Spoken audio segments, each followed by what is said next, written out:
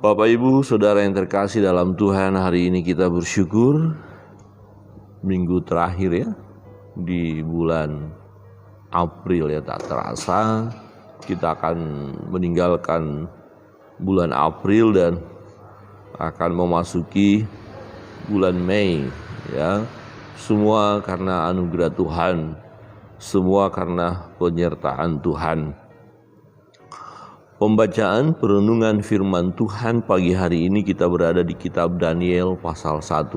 Kemarin kita sudah membahas firman Tuhan di Yehezkiel pasal 48 terakhir, dan hari ini kita akan bersama-sama menikmati firman Allah Daniel pasal 1. Ya, menarik di sini tentang orang-orang muda yang mempertahankan hidupnya ya kudus di hadapan Allah. Ya, mereka berani tampil beda di negeri orang, ya di tengah-tengah orang yang tidak percaya kepada Allah. Mereka menunjukkan jati diri mereka sebagai pengikut Tuhan. Ya, pengikut Tuhan sekalipun ada risiko yang harus mereka alami. Jadi tetap mempertahankan jati diri sebagai pengikut Tuhan, tidak terkontaminasi dengan situasi yang ada, dengan lingkungan.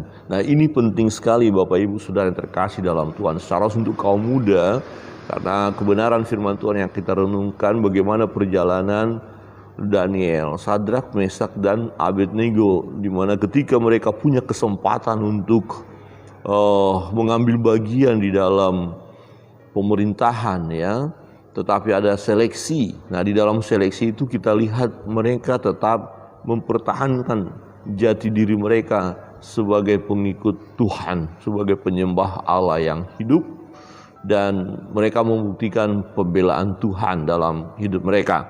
Mari kita melihat di dalam Daniel pasal 1, konteksnya di situ adalah ya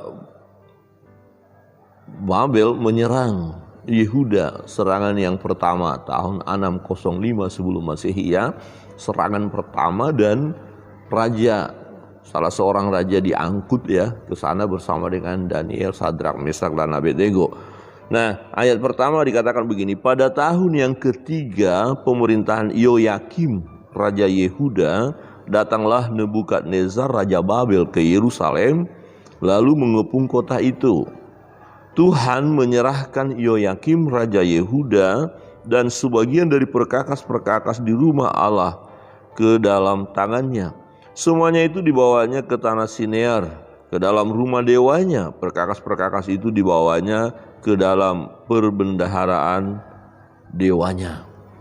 Nah, lalu raja bertitah kepada Aspenas, kepala istananya, untuk membawa beberapa orang Israel yang berasal dari keturunan raja dan dari kaum bangsawan, yakni orang-orang muda yang tidak ada sesuatu celah, yang berperawakan baik, yang memahami berbagai-bagai hikmat, berpengetahuan banyak, dan yang mempunyai pengertian tentang ilmu, yakni orang-orang yang cakap untuk bekerja dalam istana raja, supaya mereka diajarkan tulisan dan bahasa orang Kasdim.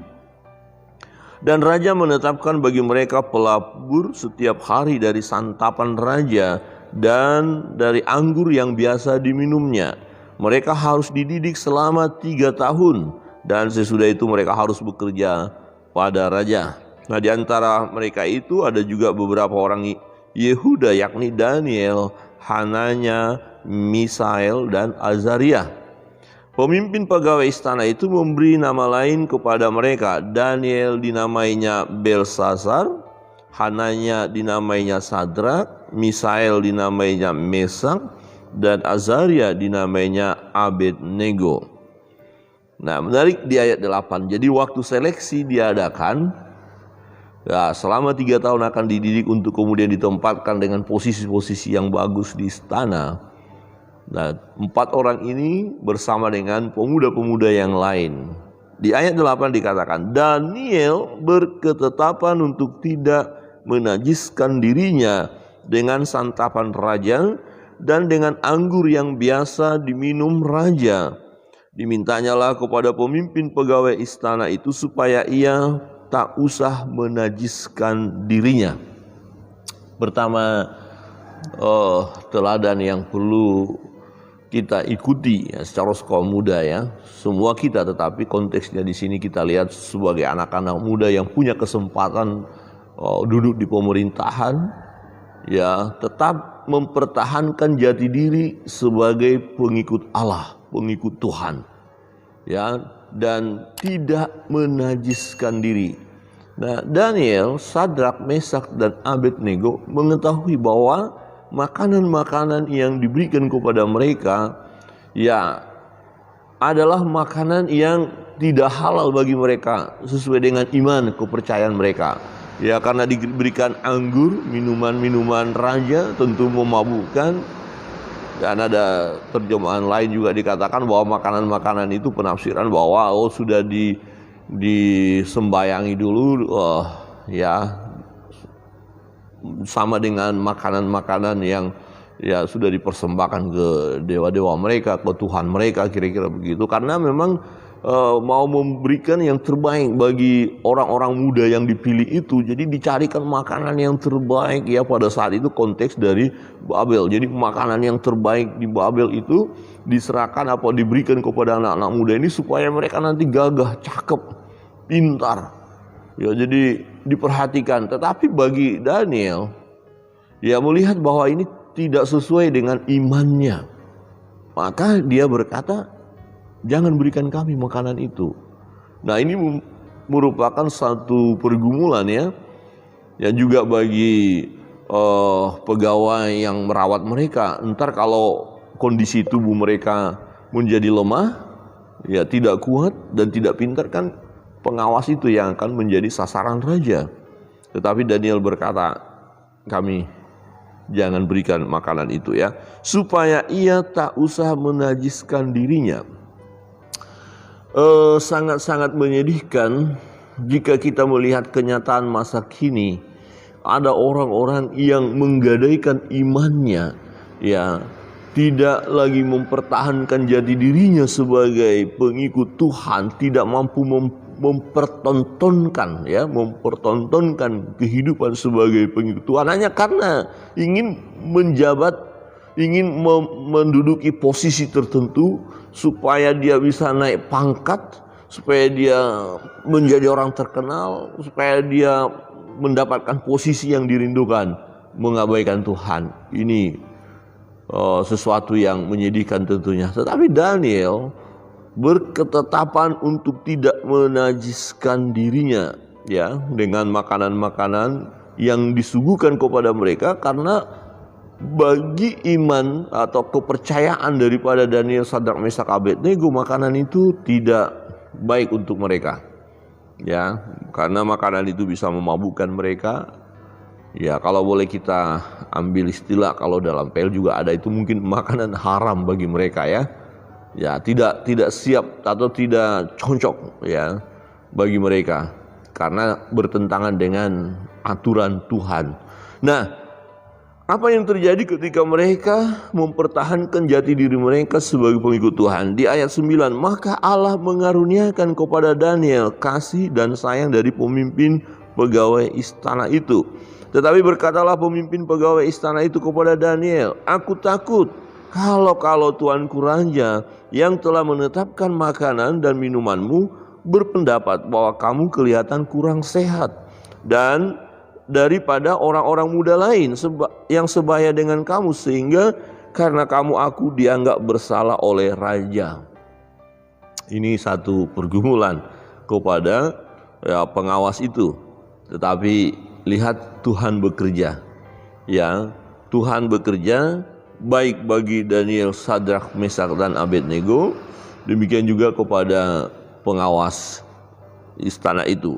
Kemudian berkatalah Daniel kepada penjenang yang telah diangkat oleh pemimpin pegawai istana untuk mengawasi Daniel, Hananya, Misael, dan Azaria.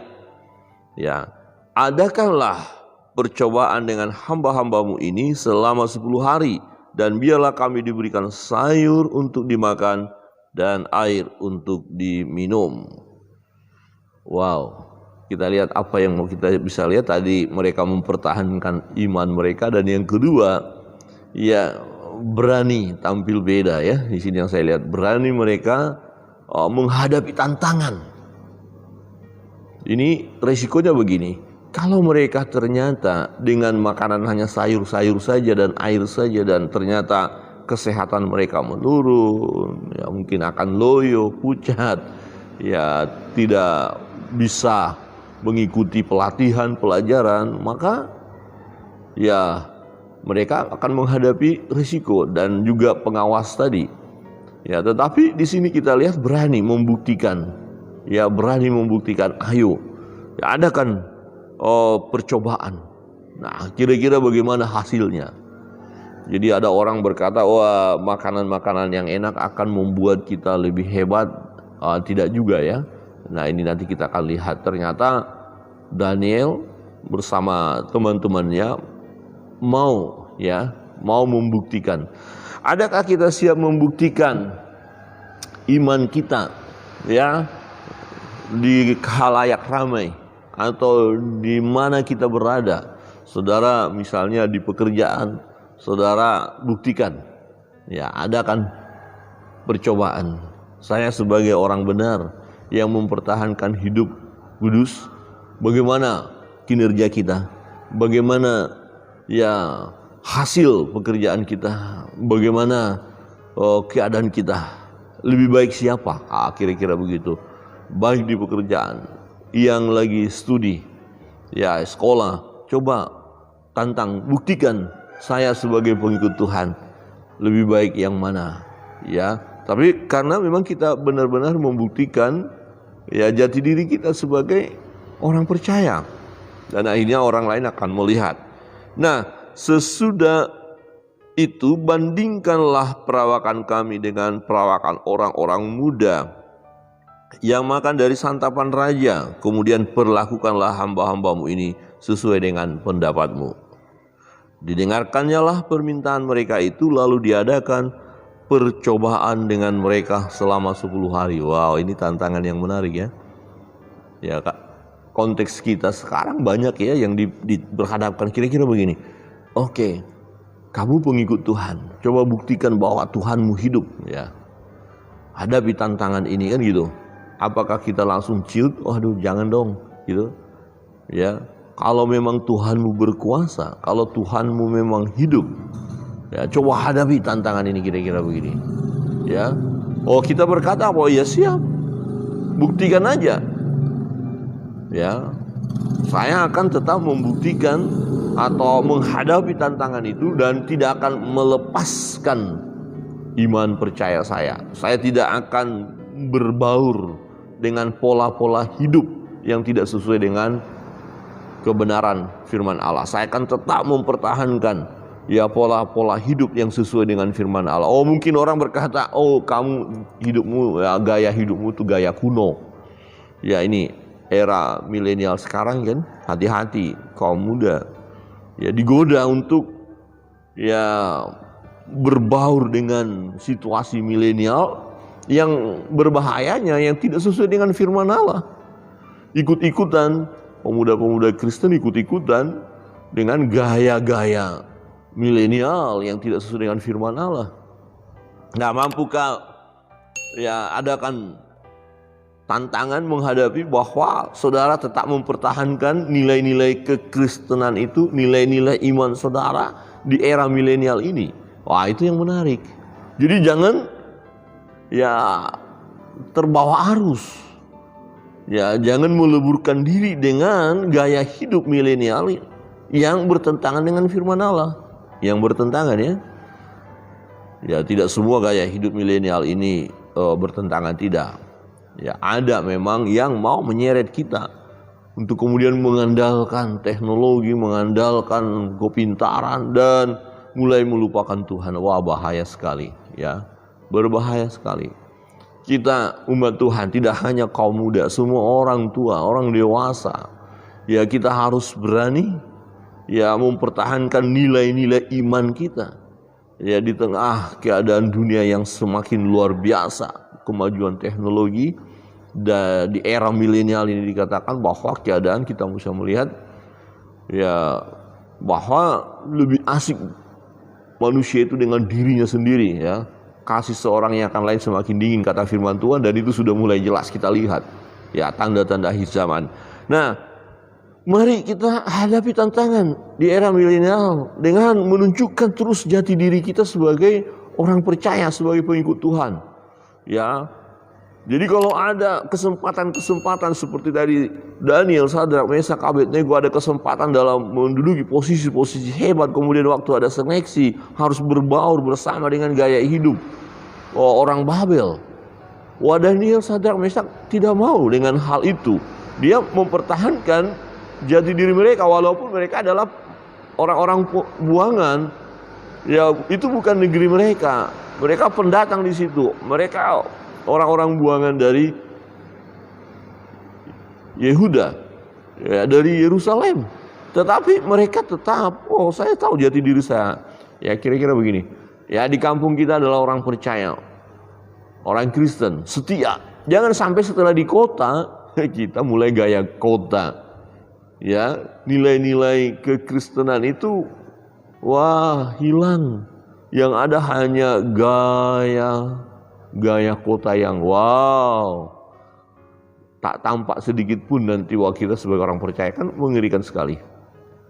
Jangan ikuti ya gaya di mana kita berada yang tidak sesuai dengan firman Allah, kita ikut terobos di sana. Pertahankan jati diri kita sebagai pengikut Tuhan. Ya, mereka diadakan percobaan itu, dan apa hasilnya? Kita lihat. Setelah lewat 10 hari, ternyata perawakan mereka lebih baik dan mereka kelihatan lebih gemuk daripada semua orang muda yang telah makan dari santapan raja. Kemudian penjenang itu selalu mengambil makanan mereka dan anggur yang harus mereka minum, lalu memberikannya sayur kepada mereka. Kepada keempat orang muda itu Allah memberikan, perhatikan, kepada keempat orang muda itu Allah memberikan pengetahuan dan kepandaian tentang berbagai-bagai tulisan dan hikmat, sedang Daniel juga mempunyai pengertian tentang berbagai-bagai penglihatan dan mimpi. Ini yang saya lihat pembelaan Tuhan ya. Tuhan memberkati orang-orang yang mempertahankan jati dirinya sebagai pengikutnya. Jadi kalau kita tetap mempertahankan jati diri kita, ya, memperlihatkan nilai-nilai iman kita dalam hidup kita hari lepas hari, maka Tuhan akan memberkati kita, Tuhan akan membela kita, Tuhan akan memberi yang terbaik bagi kita. Ya, bisa saja mungkin akan dikucilkan oleh dunia, tidak ada masalah, tapi Tuhan yang membela kita.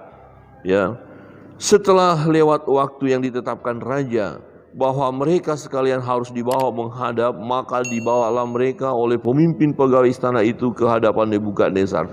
Raja bercakap-cakap dengan mereka, dan di antara mereka sekalian itu tidak didapati yang setara dengan Daniel, Hanaya, Misael, dan Azaria. Maka bekerjalah mereka itu pada raja dalam tiap-tiap hal yang memerlukan kebijaksanaan dan pengertian. Yang ditanyakan raja kepada mereka, didapatinya bahwa mereka 10 kali lebih cerdas daripada semua orang berilmu dan semua ahli jampi di seluruh kerajaannya. Daniel ada di sana sampai tahun pertama pemerintahan Kores. Saudara yang terkasih dalam Tuhan, kita melihat bagaimana pembelaan Allah, ya, pertolongan daripada Tuhan, berkat-berkat dari Tuhan kepada setiap orang yang mempertahankan jati dirinya sebagai orang percaya. Nilai-nilai imannya dipraktekkan ya dalam perjalanan hidupnya. Dia tidak mudah tergoda dengan situasi, ya, tidak terseret arus dunia, tetapi tetap berani tampil beda. Bedanya adalah tidak mengikuti arus dunia, tapi tetap mempertahankan iman. Adakah kita ya bisa terus mempertahankan jati diri kita sebagai pengikut Kristus? Ini yang penting, Bapak Ibu. Ya, mari kita tampilkan ya dalam kehidupan kita, penampilan yang berbeda dengan dunia. Ya, penampilan yang berbeda dengan dunia. Walaupun dunia mungkin akan mentertawakan kita, akan mengolok-olok kita, akan menganggap bahwa kita ini udah kuno dan lain sebagainya. Jangan khawatir, Tuhan akan membela kita, dan mari kita tunjukkan terus jati diri kita sebagai pengikut Kristus. Tuhan Yesus memberkati kita sekalian. Kita akan